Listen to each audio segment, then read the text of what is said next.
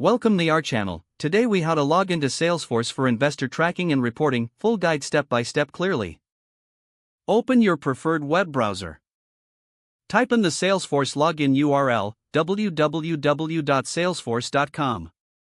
Press enter to go to the website.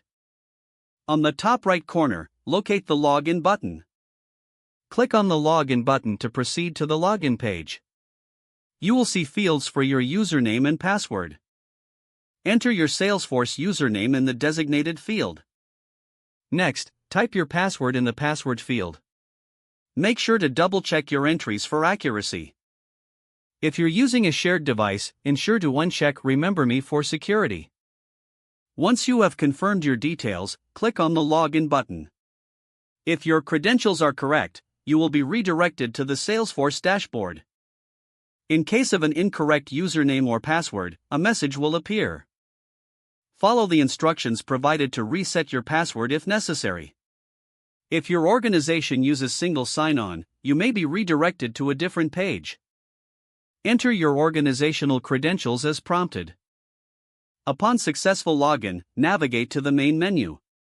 Look for the Investor Tracking or Reports tab in the navigation bar. Click on the desired tab to access investor tracking features. You can now begin tracking and reporting on your investor data. If the page does not load, refresh the browser or try again in a private or incognito window.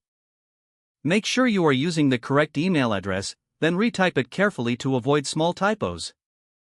If your password is not accepted, use the reset option and create a new strong password you can remember. Check your spam folder for verification or security emails, then complete any requested confirmation steps. Enable two-factor authentication if available to improve account security and reduce unauthorized access risk. After signing in, review your profile details so your contact information and settings are accurate and current.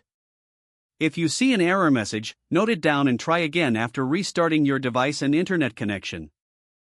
Log out when you finish, especially on shared devices, to keep your account and payment information secure. Don't forget to like this video and subscribe to our channel for more step-by-step tech guides.